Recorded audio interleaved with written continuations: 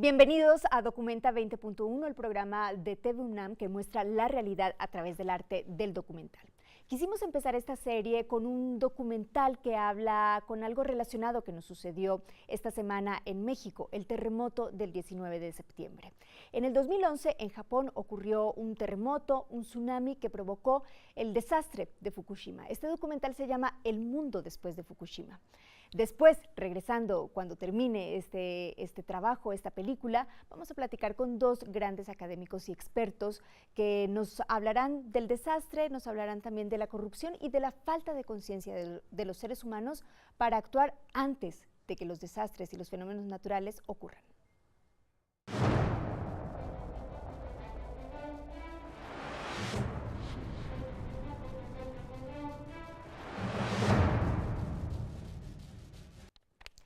Hola, muy buenas noches. Bienvenidos a esta nueva serie. Como les platicábamos, Documenta 20.1 va a mostrar la realidad a través del arte del documental.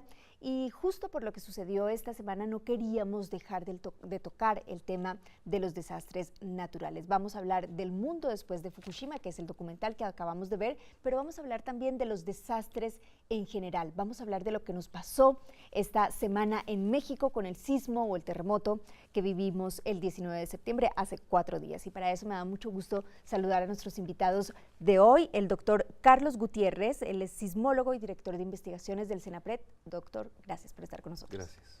Y también saludo con mucho gusto a Epifanio Cruz, investigador de ciencias nucleares de la universidad. ¿Cómo está? Muy bien, muchas gracias por la invitación. Gracias por acompañarnos. Una pregunta en general para los dos. ¿Los desastres naturales son provocados por el hombre? ¿El hombre interviene también para que sean peores o menos graves?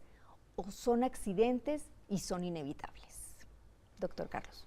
Bien, podemos hacer la diferencia en principio entre el fenómeno natural y lo que es el desastre. El fenómeno, en términos generales, podemos hablar de sismos, de volcanes en actividad, del huracán, etc. Esos no los podemos evitar. Cuando nosotros decidimos construir un asentamiento humano y que esto empiece a crecer, ocupamos un área mayor y ahora tenemos lo que llamamos en la teoría del riesgo los bienes expuestos, que no es otra cosa más que nuestras construcciones y las propias personas. Entonces, cuando ocurre un fenómeno natural y afecta severamente a ese asentamiento, y a esas personas con mayor o menor preparación, con construcciones bien o mal hechas, se materializa entonces el riesgo. Hay una pérdida en términos concretos. Y viene también el desastre, ¿no? Que finalmente ocurre en la población de distintas maneras, que se manifiesta en todos los campos, ¿no? Epifanio, lo comentaba esto al principio porque en el documental hay una persona que habla del desastre de Fukushima y del mundo después de Fukushima y dice, esto lo ocasionó el terremoto, esto lo ocasionó el tsunami, pero esto también lo ocasionó el hombre, porque el hombre fue corrupto cuando estaba usando cosas que no debía usar. Incluso después del desastre hubo muchas mentiras. Sí, qué bueno que lo tocas así. Yo diría en principio dos cosas. La primera es que el fenómeno natural llamado terremoto de 8.9, si no mal recuerdo, en escala de Richter, es un terremoto terriblemente grande, provocado en el este de Japón y entonces se propaga y entonces se va sobre toda la costa son 540 kilómetros más o menos. Y esto hace que el impacto sea brutal porque es casi enfrente y entonces se propaga toda la parte noreste lo sufre y está todo Daiichi, está toda la zona esta en donde está justamente Fukushima. Y aquí el efecto importante es que como seres humanos, como agregados en las grandes ciudades, que son altamente vulnerables por la concentración de los mismos habitantes que estamos ahí, hace que el colapso sea muy severo.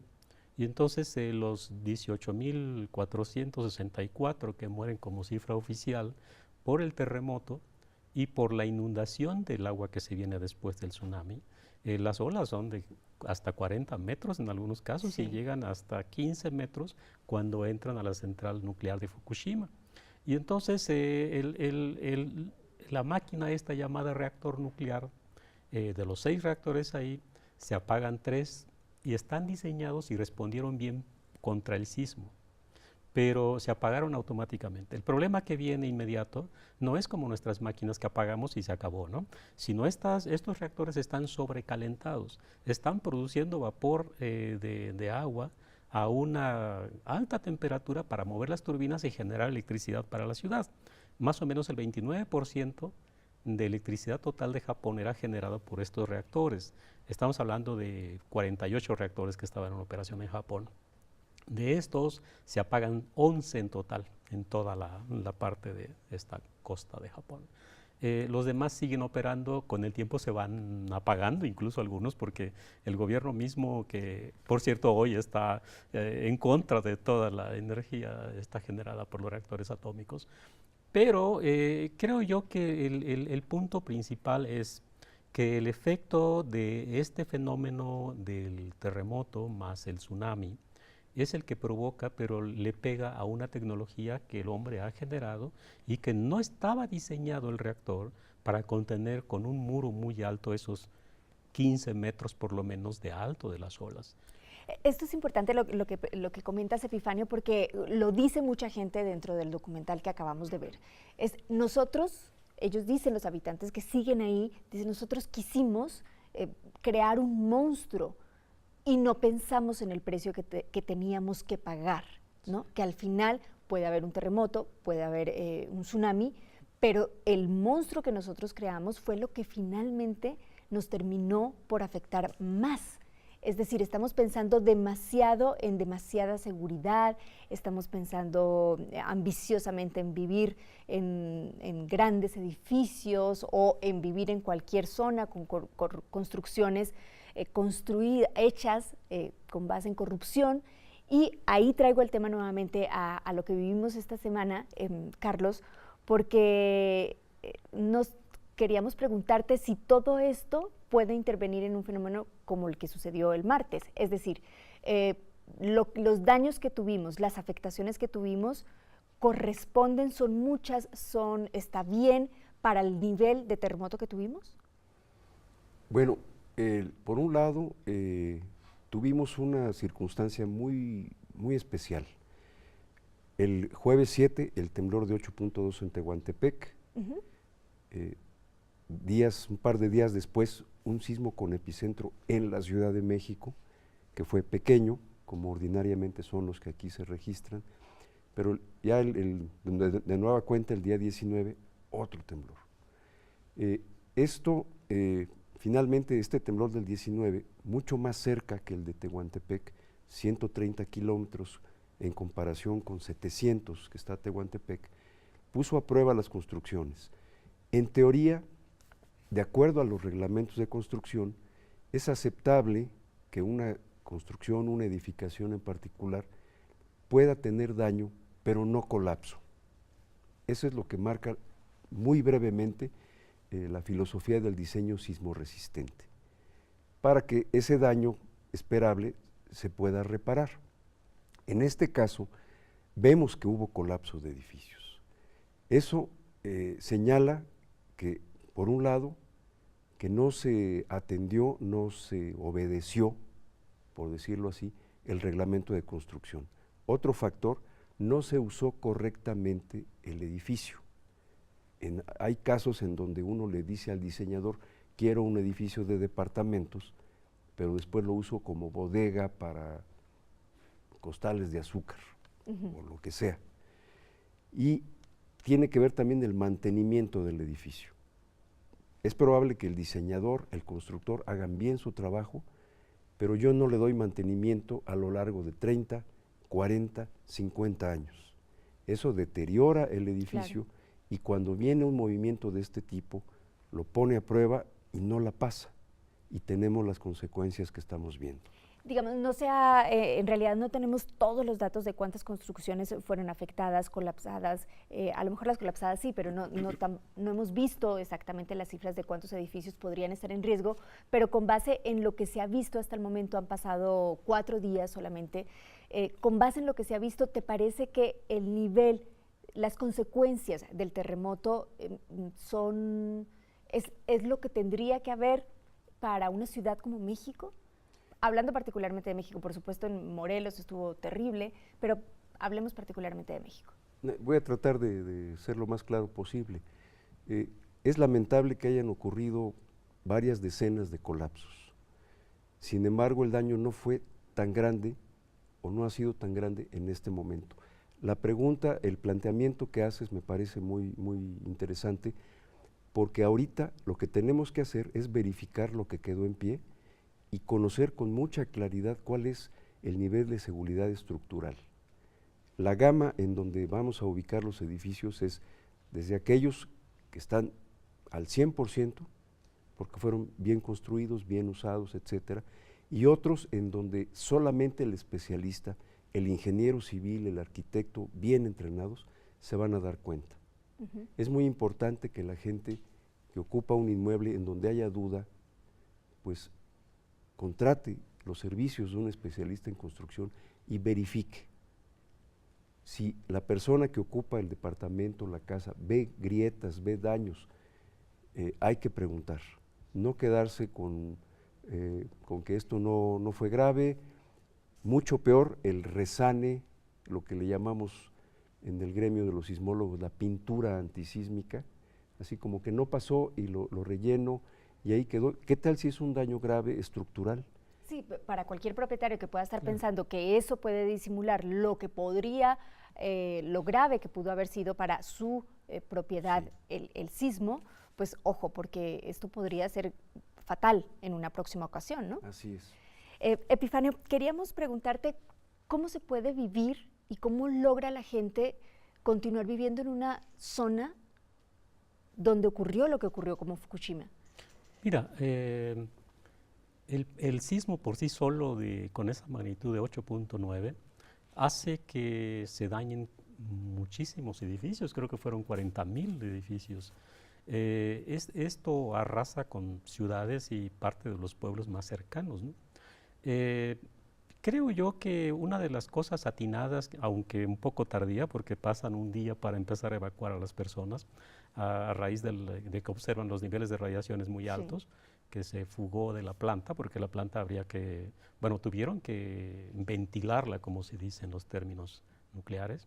Esto es abrir las válvulas de presurización, sacar el vapor hacia la atmósfera, más la fisura que provocó el mismo terremoto sobre las paredes en el subterráneo de la planta. Y entonces hizo que el agua que contenía adentro, más el agua que se estaba vertiendo para enfriar a los reactores y que no se fundieran, se fundió uno por completo, hizo que el agua se contaminara y se fuera al mar. Entonces fueron millones de litros vertidos Además, al mar. esta empresa TEPCO estuvo sacando desechos después del desastre, después del accidente, al mar, ¿no? Sí, sí. O sea, es una irresponsabilidad brutal. Sí, Como mira, la irresponsabilidad del propietario que pinta para que ya no se note una grieta que a él le parece que es una fisura, ¿no? Sí, al menos hay 2 fallas muy grandes en este evento. La primera es que la misma empresa TEPCO.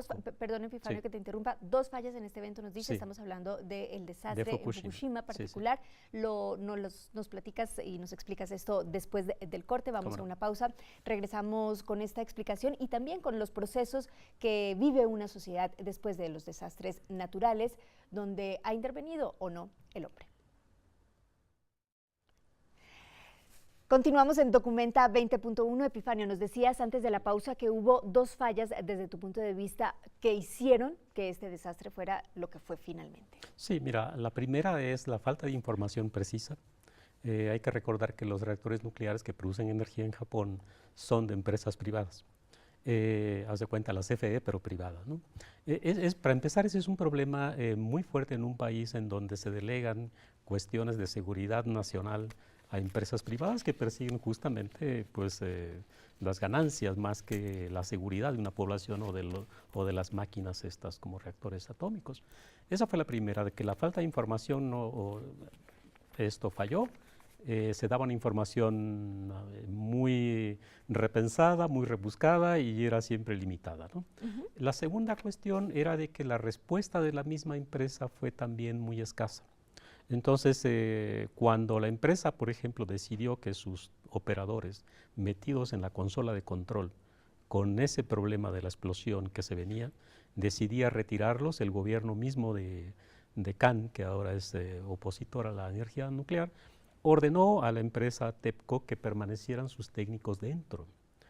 Y la empresa se vio obligada incluso a entrar al sótano, bueno, los técnicos entraron al sótano y no pudieron llegar a la zona caliente del reactor porque la radiación era tan elevada.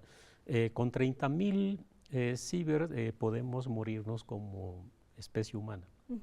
El reactor tenía alrededor de 10.000 hasta 20.000 y en los puntos más calientes 50.000, igual que Chernobyl que llevaba 60.000. Son niveles altísimos.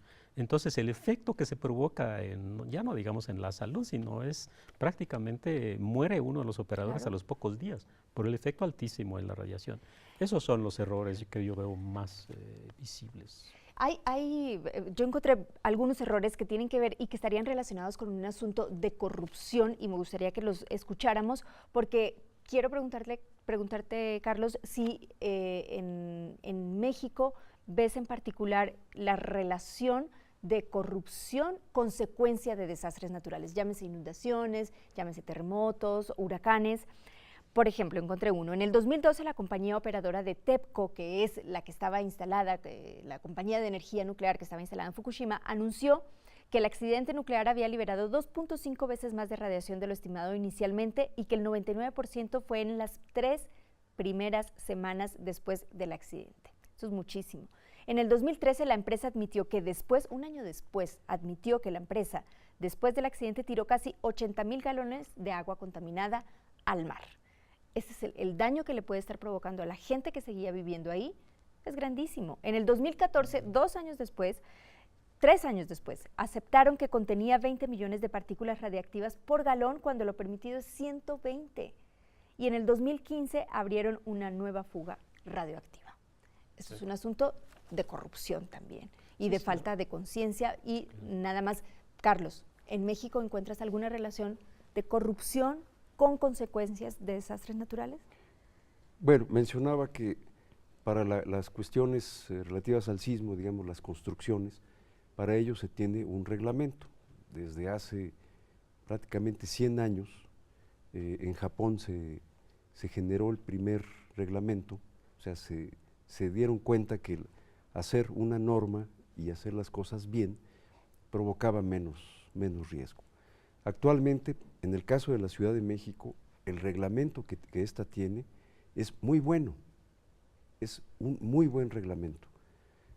El problema está en la aplicación, en la supervisión. El caso, por ejemplo, si el reglamento recomienda tales y cuales calibres de varilla, contenidos de cemento, etcétera, calidades de concreto y demás, si alguien no lo atiende o si se presenta un proyecto diciendo sí lo cumplo, pero en la práctica no lo hace por cuestiones económicas, se quedan en el límite, eso provoca que la construcción sea vulnerable. O sea, no se cumple con el reglamento y se empieza a gestionar o a gestar propiamente el riesgo. Tiene que ver con eso, algo que es vulnerable, alguien que ocupa ese edificio, esa casa, y está expuesta. El tema del riesgo es muy amplio y en el caso del Centro Nacional de Prevención de Desastres, ahí junto con los comités asesores y demás, una serie de especialistas y nosotros mismos, hemos llegado a la conclusión de que el riesgo se genera socialmente, se construye socialmente. ¿Cómo se construye? Con decisiones equivocadas o siendo omiso en ello. La culpa no es del temblor, no es de que llueva de la inundación o de que el viento sea más o menos intenso, sino donde yo vivo o donde yo decidí construir, estoy expuesto a, y mi trabajo, mi labor es minimizar el riesgo, protegerme, etcétera, etcétera. Cuando no cumplo con esas, en principio, normas de sentido común, y más allá con un reglamento, pues entonces estoy generando riesgo que en un momento se va a materializar. Claro. Epifanio, en el caso de la gente en Japón, en Fukushima, ha habido marchas, hay mucha conciencia del no querer el uso de la energía nuclear nuevamente, sobre todo no quererlo como se estaba usando con Fukushima. ¿Cómo hizo la gente, cómo procesó la gente después de varios años? Esto ocurrió en el 2011, con este proceso de duelo, digamos. ¿Cómo lo vivió? ¿En qué momento se dio cuenta que estaba en ellos y en la conciencia de la sociedad permitir o no permitir ciertas cosas? Sí, mira, tiene una larga historia y yo creo que desde el golpeteo de las 2 bombas atómicas justamente en Japón, que por cierto los sobrevivientes hoy día son ya mayores de edad, 80, 90 años y están falleciendo por muerte natural muchas veces, pero esto trae una consecuencia de la toma de conciencia social. Y entonces son tan exigentes la misma sociedad japonesa que hoy día está en desacuerdo del uso de la energía nuclear como una forma de generar energía, porque hay otras alternativas que son caras, es cierto. Nos faltarían, yo creo que entre 40 y 50 años para llegar a un cambio energético con el pico famoso de desarrollo tecnológico, ¿no? Y creo que esta cuestión de la toma de conciencia social viene desde el 45 de las bombas hasta yo creo que el año 2000 más o menos, porque ya había habido algunos indicios de algunos reactores que no estaban operando como debía, había algunas cuestiones de corrupción en el sistema político incluso japonés. 3 años o 2 años antes del accidente de 2011, en 2009, había una corrupción que la misma empresa TEPCO había omitido, había falseado los informes que le pedía la federación. Entonces, esta viene agravándose y ojo, la sociedad japonesa rechaza hoy día el uso de la energía nuclear, pero también está consciente que debe ahorrar energía. Si le preguntamos a un japonés de la calle, está muy consciente de eso, porque ha vivido las consecuencias. Pero también, si bien es cierto, es que el mismo gobierno está ante 2, digamos, cuestiones fundamentales: cómo producir la energía que todavía no se tiene materializado a nivel comercial, con, por ejemplo, la eficiencia de la energía solar, la eólica, de las mareas, pues están invirtiendo muchísimo y yo creo que van a ser de los primeros que salten, igual que Alemania, igual que van a cerrar sus reactores. Y Japón incluso hoy puede estar usando los reactores para producir esa energía mientras llega a este pico tecnológico. Carlos, y en el caso, hablemos del terremoto, aunque hay muchos desastres, como ustedes bien lo mencionaban, inundaciones, huracanes, vientos. En el caso del terremoto del martes, comparado, digamos, con el terremoto del 85, ¿cuál es el proceso como sociedad que vamos viendo frente a los desastres naturales? Vivimos un duelo, primero una exaltación, luego un impacto, duelo, y luego, ¿qué pasa? Bueno, algo que es evidente es la respuesta de la sociedad. De nueva cuenta se observa ese entusiasmo, esa solidaridad, lo cual es muy bueno. A mí me da mucho gusto ver esas expresiones de ayuda, de ofrecerse con lluvia y demás. Pero algo que yo quisiera externar es el que ese entusiasmo, esas ganas por solucionar algo, se mantuviera a través del tiempo. Me refiero a que el grueso de la sociedad esté ansiosa por saber cómo protegerse, tener la conciencia de que en cualquier momento, de día o de noche, estamos expuestos a algo, a que nos caiga un rayo, a que tiemble, a que haya erupción volcánica, etc. Claro. En la propia casa, el uso del gas, por ejemplo, es algo que le llamamos el riesgo aceptado. O sea, sabemos que eso mal usado nos produce un daño, pero no podemos vivir sin él. O subirnos a un avión. Sabemos que hay accidentes aéreos, pero decidimos usar el avión. Claro, porque vemos que hay protocolos, etcétera, etcétera. Tener siempre esa conciencia de qué puede pasar en el sitio donde estoy, al sitio donde voy. Por ejemplo, si voy a la costa de vacaciones, tener presente que puede haber tsunami. Claro. ¿Qué debo hacer si hay tsunami, si hay temblor y veo que el mar se retira? ¿A dónde me muevo? O otro ejemplo muy simple, voy a una plaza comercial, fijarme dónde están las salidas de emergencia, cuáles son los señalamientos, si hay extintores. Estar alerta. O incluso preguntarle a los empleados, oiga, si tiembla, ¿qué hago? Usted me dice, o alguien me dice dónde está la salida, hacer ese ejercicio. Ya vamos a terminar, pero para concluir, me gustaría que tomáramos en cuenta un testimonio del documental que dice, de una señora, dice, yo me quería ir, inmediatamente sucedió el desastre de Fukushima, después no, porque esta es mi ciudad y yo estoy arraigada acá. Es lo mismo que uno piensa, estoy en una zona de riesgo viviendo en la Ciudad de México, pero esta es mi ciudad y aquí vivo y aquí tengo mi vida. ¿Cómo pensar que combinar los desastres naturales frente a pensamientos como esos? Porque esos somos también los humanos, arraigados, generamos vida en estos lugares y nos queremos quedar en estos sitios. Sí, yo creo que tenemos que hacer lo que se conoce y hacer lo suyo, la cultura de la seguridad. Y la cultura de seguridad implica muchísimas cosas, ¿no? Desde la persona que dice, yo sentí un sismo ayer y no quiero la réplica y me voy mañana. No está exagerando, simplemente está muy consciente de lo que quiere hacer. Igual, vivir cerca de una planta atómica, a lo mejor tú dices, bueno, veo la chimenea de la planta atómica y prefiero vivir en otra parte, ¿no? En donde echas tus raíces, vives la ciudad, disfrutas, etc.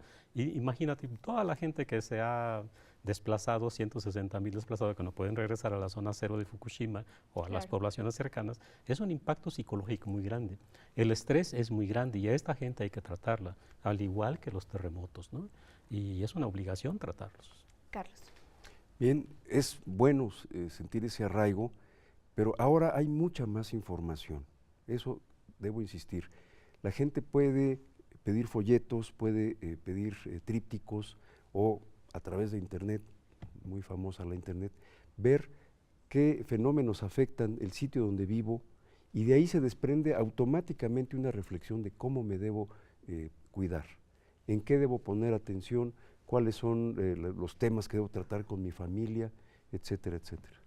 Pues muchísimas gracias a los dos. Epifanio Cruz, muchas gracias por acompañarnos esta noche. Gracias, Carlos. Gracias. Y gracias a usted por acompañarnos. Nos vemos el próximo sábado con un nuevo documental, una nueva realidad. Gracias.